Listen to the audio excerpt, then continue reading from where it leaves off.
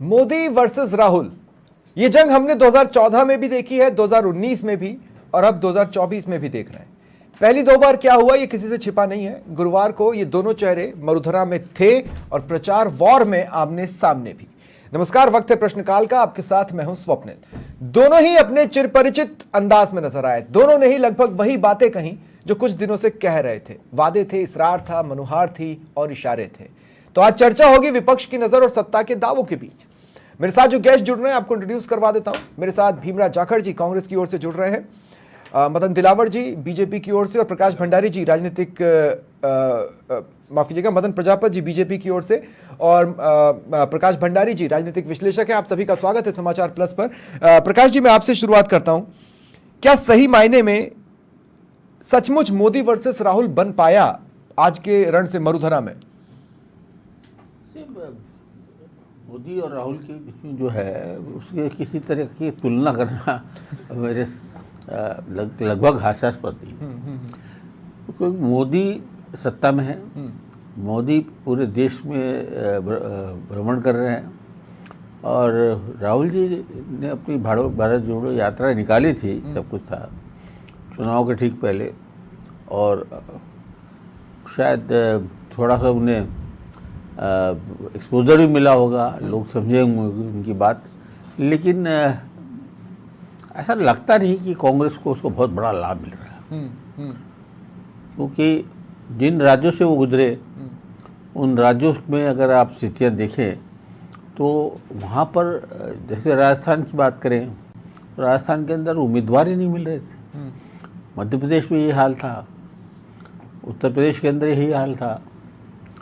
तो जहाँ स्थिति ऐसी है, कितनी मतलब जितने डिफेंसिव कांग्रेस इस बार दिख रही है, कांग्रेस के पूरे इतिहास में मैंने तो। लेकिन क्या राहुल सही तार छेड़ रहे हैं जी? क्या राहुल सही तार छेड़ पा रहे हैं? मतलब विपक्ष के तौर पर कुछ ऐसा बोल पा रहे हैं जो लोगों को अट्रैक्ट कर पाए या डिगा पाए? देखिए, ऐसा होता है राजनीति, जब माहौल चुनाव का होता है तो 2014 के अंदर मोदी जिस तूफान की तरह आए थे उनका, और उन्होंने कहा फिजा बदलनी है, नेतृत्व बदलना है, फलाना है। भाजपा के अंदर सबसे बड़ी बात है कि हमारा एक नया नेता आ गया, उसका नाम है नरेंद्र मोदी। और उसके साथ ही जो है सारे पुराने नेता एक साथ भुलाए गए, जिसमें मुरली मनोहर जोशी थे, आडवाणी जी थे, और सीवी गडकरी थे, और लोग थे। अब यहाँ वैसा वेग तो दिख नहीं रहा है, वैसा तूफान भी नहीं दिख रहा है। तो सवाल ये है कि हम जो किसी तरीके से हम जब देखते हैं कि सब कैसी फिजा चल रही है, तो फिजा का तो अभाव दिख रहा है। तो ऐसी स्थिति में ये तो नहीं कि राहुल गांधी सिर्फ अपने नाम पर जीत रहे हैं। देश में ऐसा कोई माहौल ही नहीं बन पाया अभी तक तो, कि जिसमें ये लगे कि साहब राहुल जी का जादू का डंडा कहीं चल जाए। ठीक है। मदन प्रजापत जी, मैं सवाल एक करूंगा, आप मुझे कुछ और बताने लगेंगे। आप जो सवाल करेंगे मैं वही। ठीक है, तो मैं ये कह रहा हूँ कि महंगाई और बेरोजगारी मुद्दा नहीं होना चाहिए। राहुल गांधी कह रहे हैं कि वो पहला मुद्दा होना चाहिए, मीडिया में भी होना चाहिए। हालांकि वो मीडिया को कोस के चले गए, उसके लिए उनका शुक्रिया। लेकिन फिर भी क्या गलत कहा? महंगाई बेरोजगारी मुद्दा नहीं है क्या? बिल्कुल होना चाहिए, कौन मना कर रहा है? तो है, आइए ना, पिछले 5 साल में महंगाई बेरोजगारी का मुद्दा सिर्फ चुनाव आया जब ही मुद्दा बना क्या? पिछले 5 साल में आप संसद के अंदर हैं, राज्यसभा में हैं, और महंगाई और बेरोजगारी का मुद्दा सिर्फ केंद्र में होना चाहिए, राजस्थान में नहीं होना चाहिए। जब राजस्थान में आपकी सरकार थी तब आपने क्या किया? 5 साल तक आपने आके कभी अपने मुख्यमंत्री से बात की, कभी रिपोर्ट कार्ड लिया? और मैं आज बड़ी ईमानदारी से विनम्रता पूर्वक आपसे पूछता हूं, आप पूछेगा कांग्रेस के प्रवक्ता से कि संसद के अंदर राहुल गांधी कितनी बार महंगाई और बेरोजगारी के ऊपर बोले? कितने प्रश्न कांग्रेस ने महंगाई और बेरोजगारी के ऊपर लगाए? कभी नहीं लगाए। कितने आंदोलन? ये मणिपुर के ऊपर बात करने के लिए नो कॉन्फिडेंस मोशन लेके आए थे, जब प्रधानमंत्री खड़े हुए बात करने के लिए, जवाब देने के लिए खड़ा हुआ है, संपूर्ण विपक्ष भाग के खड़े हुए। ठीक है, युवराज ने पीठ दिखा के भाग गए। करते बात, सामना करते, बहस करते, संसद है देश के अंदर, हर साल चलती है ना। वहां कितनी बार आपने महंगाई के ऊपर बहस की, कितनी बार बेरोजगारी के ऊपर बहस की? आपने नहीं की ये बहस, कोई नहीं करना चाहते। आपने सेल्फ इनिशिएट सिर्फ और सिर्फ इसलिए, सेल्फ इनिशिएटिव हम तो कह रहे हैं ही नहीं। हम तो कर रहे हैं जनता के लिए काम। नहीं, मैं ये और कह रहा हूं- जनता स्वप्निल जी केवल मैं बेरोजगारी की बात करूं, अब मैं बेरोजगारी, मदन भाई 2 मिनट 2 मिनट 2 मिनट 2 मिनट नहीं नहीं 2 मिनट 2 मिनट मैं आपसे ये कह रहा हूं कि नरेंद्र मोदी की जनसभाओं में क्या नरेंद्र मोदी महंगाई और बेरोजगारी से कब राहत मिलेगी ये नहीं बोल सकते? देखिए मैं आपको एक चीज बताऊं स्वप्निल जी, इस देश के अंदर 2014 से पहले 11 करोड़ ईपीएफ के खाते थे। आज कितने हैं? 26 करोड़। और कितने गए, कितने खत्म हुए? 26 करोड़ है ना। कितने खत्म खत्म के बाद हुए? भी आज की डेट में रनिंग कितने खाते हैं वो बताइए ना। हाँ। कितने बेरोजगारी के साधन हुए? हमने ये स्टार्टअप के माध्यम से स्वरोजगार उत्पन्न किए कि नहीं किए? तो आप ही के श्रम मंत्रालय की रिपोर्टें झूठी हैं। अरे सुनिए, हमने देखिए, आप ही के श्रम मंत्रालय की रिपोर्टें झूठी हैं। कौन सी रिपोर्ट झूठी श्रम है? श्रम मंत्रालय ने बताया ये कितने श्रम लोगों की मंत्रालय ने नौकरियां कहा है गई। कि 11 करोड़ लेकिन श्रम मंत्रालय ने बताया कि कितनों की नौकरियां गई। और ईपीएफ के खाते तो आप तो जानते हो कैसे खुलते हैं। हमने थोड़ी खुला दिए, फर्जी थोड़ी खुल सकते ठीक हैं। है। एम्प्लॉय और एम्प्लॉयर दोनों मिलकर खोलते हैं ना। ठीक है, यही होता है ना। सुनिए, हाँ। मैं तो सिर्फ इतना कहता हूं, वह झूठ की पैरवी करते चले गए, हाँ। चेहरे से उनके नकाब उतरते चले, अब अन्याय की बात करते हैं। ठीक है। और उनके समय जो अन्याय हुआ हाँ। उस पर जवाब कौन देगा? ठीक है। आज राहुल गांधी जी महंगाई की ठीक बात है, करते ठीक हैं। है, मैं अब रोक रहा हूं। मैं मदन एक भाई चीज और मदन भाई लेकर तो बढ़िया रहता। 2 मिनट 2 मैं मिनट लेके बैठा हूं। मदन भाई 2 मिनट 2 मिनट भीमराज जी, एक छोटी सी चीज मैं सुनिए, कांग्रेस को भी इसको शामिल कर, पूछिएगा। अरे आप ले लीजिए। मैं उन्हीं से पूछ रहा हूं, नहीं महंगाई नहीं के नहीं, ऊपर मैं पूछिएगा। पूछूंगा ना, मुझे पूछना है। सिर्फ मैंने भी इतना कुछ इश्यूज पूछिएगा। निकाले। नहीं नहीं नहीं नहीं मदन भाई, मैंने भी कुछ इश्यूज निकाले, मुझे उसे भी इस डिबेट में शामिल करना है। भीमराज जी, मैं आपके पास आ रहा हूं। भीमराज जी, राहुल गांधी जब ये कहते हैं कि हिंदुस्तान की 200 सबसे बड़ी कंपनियों के मालिक और सीनियर मैनेजमेंट में पिछड़े वर्ग के लोग नहीं हैं, तो मैं आपसे ये पूछना चाहता हूं कि आप मुझे ये बताइए कि जब राहुल गांधी किसी को देखते हैं तो क्या वो उसको कास्ट के बेसिस पर देखते हैं? सवाल नंबर 1। और अगर वो कास्ट के बेसिस पर देखते हैं तो फिर नरेंद्र मोदी क्या गलत कह रहे हैं कि कांग्रेस की सोच जातिवाद की है? देखिए स्वप्निल जी, उन्होंने जो बात कही है, आपने खाली दलित का बोला है, आदिवासी और पिछड़े का भी उन्होंने बोला था। आपने अधूरी बात की, मैं उसको पूरा कर देता हूं। हाँ, ठीक है। उन्होंने बोला है कि आज जो जिन कंपनियां हैं उसके अंदर पता करिए कि जो पिछड़े लोग हैं, दलित लोग हैं, आदिवासी लोग हैं, उनको कोई महत्व दिया गया है क्या, ये उन्होंने बोला है। और उनको महत्व नहीं दिया गया। नहीं नहीं नहीं, उन्होंने बताया नहीं है, उन्होंने बताया कि है ही नहीं। आज यही तो मैं कह रहा हूँ, और क्या करूँ? तो आप क्या कास्ट देखते बैठ रहे हैं कंपनियों में? कास्ट मैसेज नहीं है, जबकि हम ये कह रहे हैं कि अरे आप भीमराज उनको भाई, महत्व देके आगे 2 बढ़ाइए। सेकंड, हम ये भीमराज कह रहे भाई, हैं। भीमराज भाई, जब मैं आपको देख रहा हूं तो मैं आपको भीमराज की तरह देख रहा हूं। मुझे नहीं पता आपकी कास्ट क्या है। राहुल गांधी जब कंपनियों को देख रहे हैं तो वो कास्ट के बेसिस पे देख रहे हैं, उन्हें नहीं पता फर्स्ट नेम वाले कौन है। मैं आपको जो चीज कहना चाह रहा हूँ आप सुने नहीं। मैं ये कहना चाह रहा हूँ कि वो ये कह रहे हैं कि आप इनको आगे प्रमोट करके आगे बढ़ाइए, उनको भी मुख्य धारा में लाइए। आप इसलिए कह रहे हैं 89 जो सेक्रेटरीज हैं उनके अंदर कितने अरे ओबीसी भाई, के दलित अगर और उन्होंने आदिवासी जाति हैं। के चश्मे से यही तो देखा बात तभी कहना तो उन्होंने चाहते ये निष्कर्ष हैं। निकाला जाति ना। का चश्मा नहीं है, बिना जाति के चश्मे से देखे ये निष्कर्ष कैसे निकल सकता है? एक सेकंड, हम ये कहना चाह रहे हैं दादा, आप उनको भी मुख्य धारा में लाइए। नहीं, आप भीमराज उनको भाई, पीछे क्यों करते हैं? भीमराज भाई, एक बात बताइए, भीमराज भाई, एक सेकंड, मैं ये भीमराज भाई, एक सेकंड स्वप्निल जी सुनिए। हाँ। जब आईएएस है तो आप उनको क्यों नहीं लगाया? आपने जिनको लगाया है तो उनको भी लगाया। प्राइवेट कंपनियों में जाति के आईएएस मिलेंगे ना, ये बात हम प्राइवेट कंपनियों में आप उनको, आप प्राइवेट कंपनियों के लिए ये सब कह रहे हैं? मैं प्राइवेट कंपनियों नहीं, अरे भाई, वो 200 बड़ी निजी कंपनियां कह रहे हैं। हाँ, तो 200 कंपनियों के अंदर आप उस कंपनियों के अंदर कांग्रेस की क्या स्थिति है? उस कंपनी, कांग्रेस की क्या स्थिति है? 51 साल के बाद पूरी तो करो। नहीं 51 साल के बाद पहला दलित चेहरा राष्ट्रीय अध्यक्ष के तौर पर मिला भीमराज जी आपकी पार्टी को। 51 साल के बाद। उससे पहले जगजीवन राम थे, उससे पहले कोई नहीं। ठीक है, आपके ट्रेजरर है माकन और सिंगला, जनरल सेक्रेटरी है अविनाश पांडे, दीपक बरबरिया, दीपा दास मुंशी, गुलाम अहमद मीर, जयराम रमेश, जितेंद्र सिंह। कहां है भाई आपके रिप्रेजेंटेशन? आपको दूसरी जगह रिप्रेजेंटेशन खोजना है। एक मिनट स्वप्निल जी, बात के लिए बात का पूरा जवाब सुनिए। मैं ये कहना चाह रहा हूँ कि जिन कंपनियों में 200 है, 200 कंपनियां, क्या उनमें डायरेक्टरशिप में ओबीसी दलित उनको भी आप प्रमोट कर देते ना? क्या दिक्कत थी? पर प्रमोट नहीं किया गया उनको, ये बात हम बोल रहे हैं। डायरेक्टर कौन होता है? दूसरी डायरेक्टर कौन होता है? मैं कह रहा हूँ जो बोर्ड के अंदर होते हैं उनमें दलित और आदिवासी पिछड़े हैं क्या? ये बात हम वो तो कंपनी प्रमोट कर, कंपनी तो प्रमोट करेगी ना उनको। ठीक है, पर उनको प्रमोट प्रमोट नहीं किया गया, इसलिए ये बात हम बोल रहे हैं। ठीक है, दूसरा मैं बात कर रहा हूँ, नहीं, मैं इसी पर क्लैरिटी ले लेता हूँ ना। प्रकाश भंडारी जी, क्या कोई सेंस बनता है? क्या कोई सेंस बनता है इस बात का? नहीं, प्रकाश जी देंगे ना, वो बैठे ना एनालिसिस के लिए। प्रकाश जी, प्रकाश भंडारी जी, आपसे मेरा सवाल है, क्या कोई सेंस बनता है इस बात का जो राहुल गांधी ने आज छुआ है? अगर प्रधानमंत्री मोदी बोलते हैं कि आपकी जातिवाद की सोच है, तो राहुल गांधी के बयान और उनके वादे क्या जातिवाद की तरफ इशारा नहीं करते हैं? अब ये तो चुनाव माहौल है, कुछ मोदी जी बोलेंगे, कुछ राहुल गांधी बोलेंगे। ये सवाल ये है कि देखिए अभी जो जिस स्थिति है, देश चुनाव का सामना कर रहा है, लोग अपना मत देंगे। अब जो विचारिक जो बातें हैं, वैचारिक बातें, किसने क्या किया क्या नहीं किया, और मणिपुर को उठाया या वो संसद के दायरे के बाहर चीज़ें चली गई। अब मैदान में आप खड़े, ये घोड़े और ये मैदान। हाँ। तो आप ये देखिए कि ये जो मोदी बोल रहे हैं या राहुल जी जवाब दे रहे हैं, या राहुल जी बोल रहे हैं और मोदी जी जवाब दे रहे हैं, तो सबसे बड़ी बात है इन सब का ये तो चुनावी माहौल में हो रहा है कि देखिए इसका नहीं, लेकिन क्या इस बात का कोई तर्क बनता है कि 200 सबसे बड़ी कंपनियों के मालिक सीनियर मैनेजमेंट में पिछड़े वर्ग के लोग नहीं हैं? क्या इस नजरिए से हम 21वीं सदी में देख सकते हैं? देखिए सब ऐसा है कि जो है कि एक तो सरकारी कंपनियां हैं, जैसे PSU कहते हैं, पब्लिक सेक्टर अंडरटेकिंग है, वहाँ पर आप देखिए कि जो वहाँ पर रिजर्वेशन होता है। प्राइवेट कंपनी में तो कॉर्पोरेट में कोई रिजर्वेशन नहीं होता। और सवाल ये है कि जो इन्वेस्टमेंट करता है, जो अपने उद्योग इकाई लगाता है, वो आपसे जो संवैधानिक जो स्थिति है कि एक ST और SC और OBC और वो उस चक्करों में है नहीं।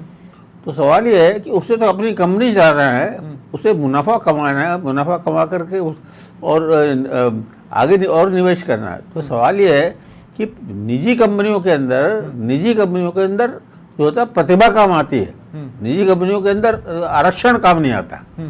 और आरक्षण कभी भी निजी कंपनियों पर जो है थोपना नहीं चाहिए। आपको लगता है राहुल गांधी की इस बात के पीछे शायद ये सोच है कि आगे जाकर प्राइवेट कंपनियों में रिजर्वेशन की बात सोची जा सकती है?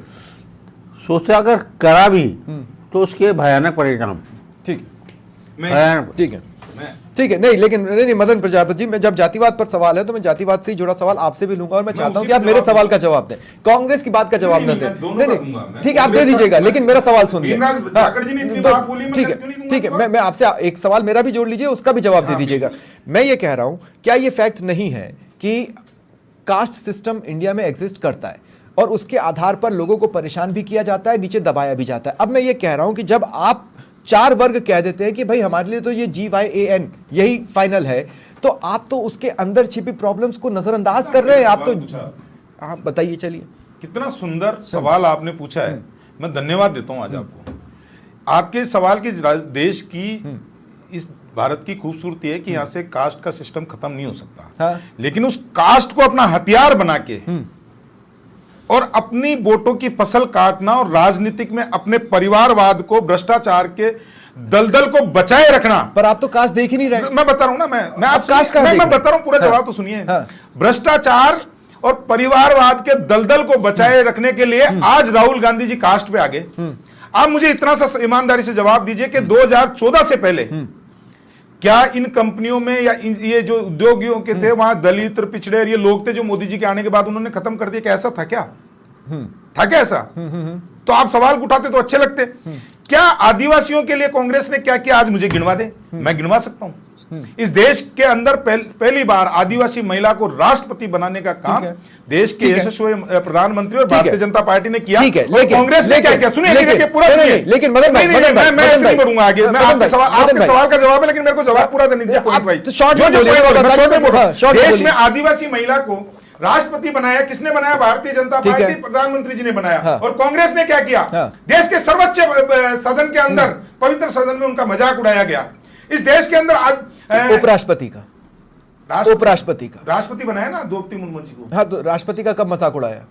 नहीं उड़ाया। अधीर रंजन चौधरी जी ने बोला, राष्ट्रपति नहीं बोला सदन के अंदर। अच्छा, ठीक है। हाँ। राष्ट्रपति बोला। हाँ। उपराष्ट्रपति ओबीसी का मजाक किसने उड़ाया? ठीक है, इन्होंने उड़ाया। ठीक है। और ये बात करते हैं, और मैं एक चीज और बोलना चाहता हूँ, लेकिन फिर याद करवाता हूं मैं राहुल गांधी और कांग्रेस के प्रवक्ता को। इंदिरा गांधी के टाइम पे कहते थे ना, आप सवाल लेंगे। सुनिए, नहीं, आप सवाल लेंगे मदन भाई, अब आप सवाल लेंगे। इंदिरा जी की बात पे, लेकिन आप सवाल लेंगे, अब आप सवाल लेंगे, अब आप सवाल लेंगे, अब आप सवाल लेंगे, अब आप सवाल लेंगे। मैं ये कह राहुल गांधी रहा गलत- हूं आप जाति नहीं देखिए, देख रहे देखो, हैं जवाब- मदन भाई, अब मैं कह रहा हूं आप जाति नहीं देख रहे हैं, मैं ये कह रहा हूं आप किसान को किसान के तौर पर देख रहे हैं, बहुत अच्छा नजरिया देखिए, है, स्वागत योग्य नजरिया है। लेकिन एक बात समझिए, मैं कह रहा हूं अगर कोई लो कास्ट का किसान है और उसे कोई ठेकेदार परेशान कर रहा है तो वो उस बात को आप नेग्लेक्ट कर रहे देखिए हैं। मैं वो आपको आपकी वही सोच में ही जवाब दे नहीं रहा हूं, है। आप पूरा मेरे को सुनेंगे तो आपके सवाल जो सवाल आप कह रहे हैं ना उसके पूछने से पहले आंसर आएगा आपके ठीक है। पास।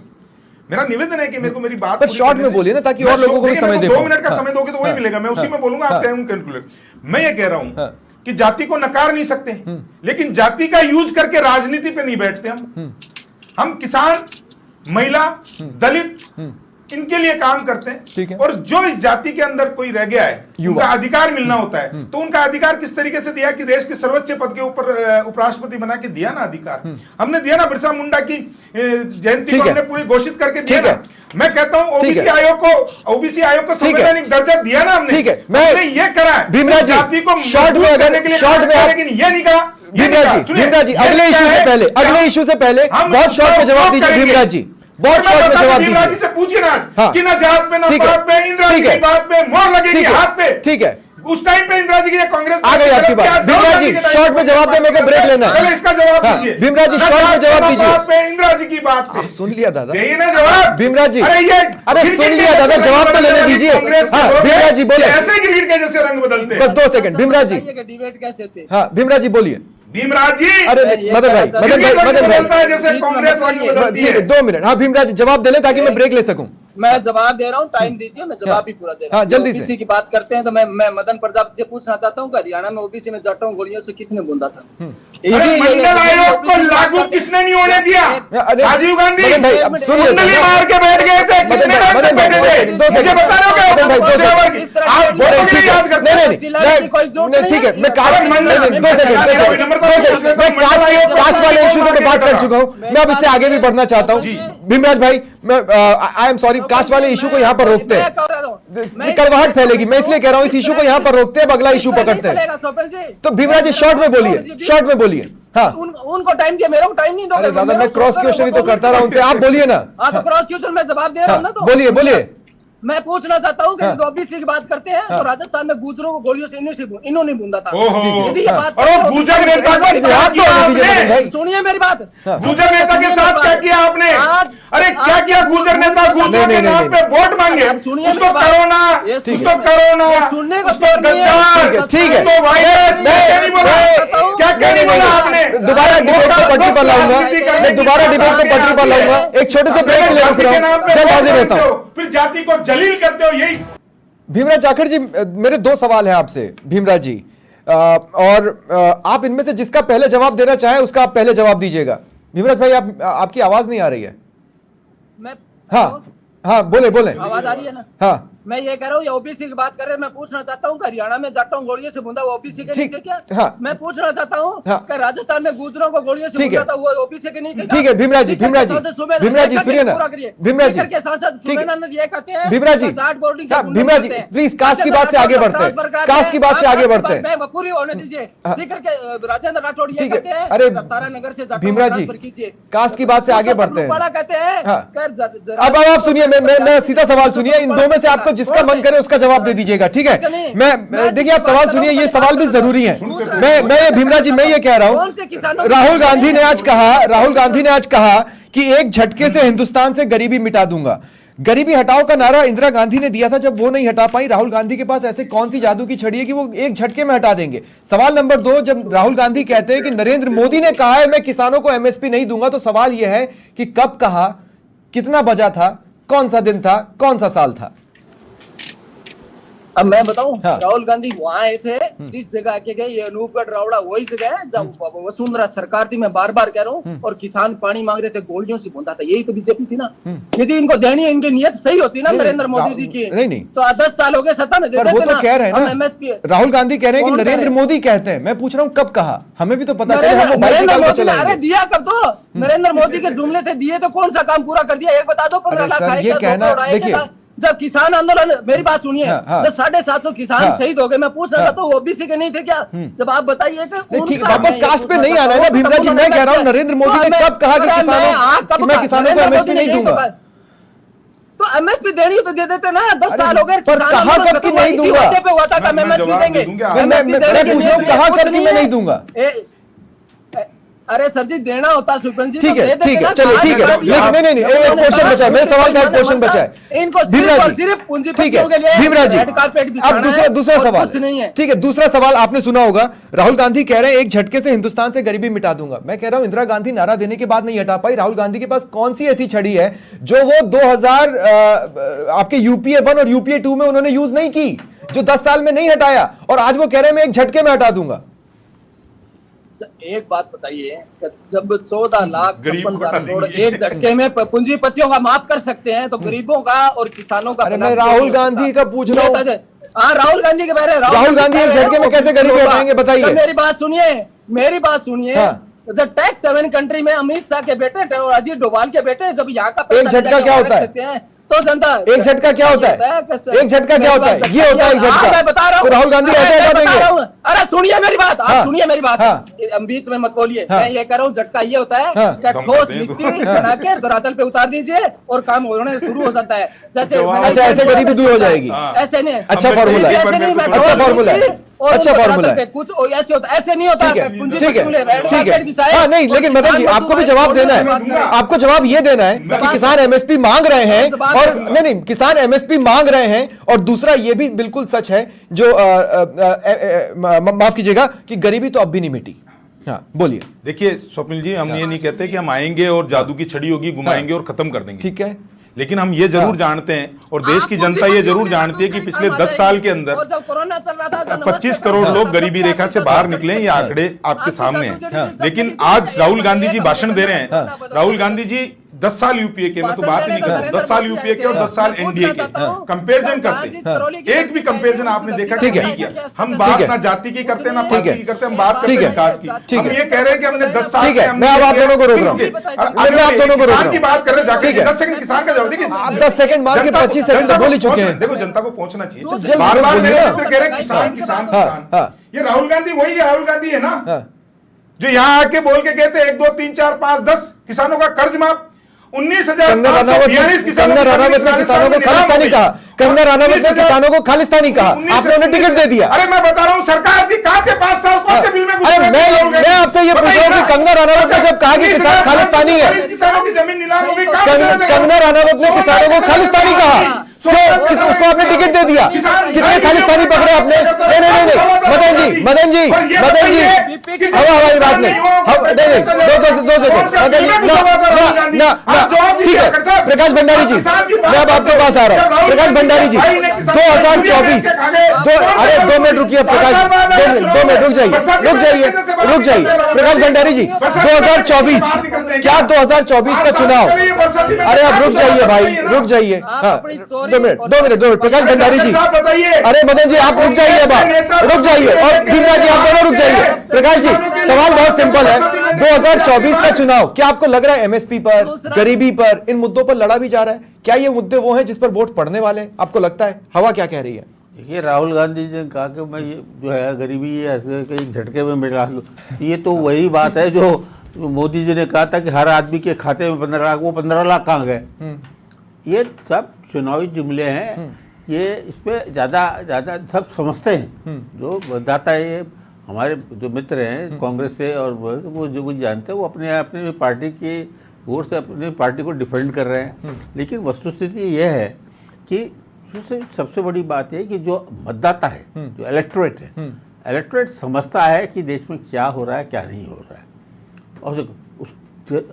और ये भी है कि मतदाता की कई मजबूरियां हैं। मजबूरियां ये है कि विपक्ष के नाम की चीज जो होनी चाहिए थी, विपक्ष अगर मजबूती से आता उसको जन समर्थन मिल जाता, लेकिन तो INDIA के बावजूद भी विपक्ष मजबूती से नहीं आ पाया है। मजबूती से अगर मैंने कहा मजबूती जो होती है वो दिखती है, ठीक है, वो 2014 में दिखी थी, 77 में दिखी थी, ठीक 77 में दिखी थी, 1980 में दिखी थी।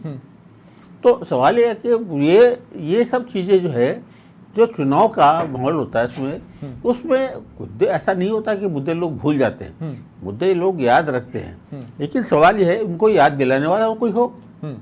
आज जो विपक्ष की स्थिति है उसमें विश्वास ही नहीं है लोगों का।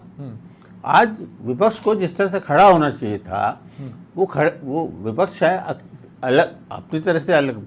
ये गठबंधन वगैरह जो है, जैसे नई संस्कृति पिछले 15-20 सालों से हुई है।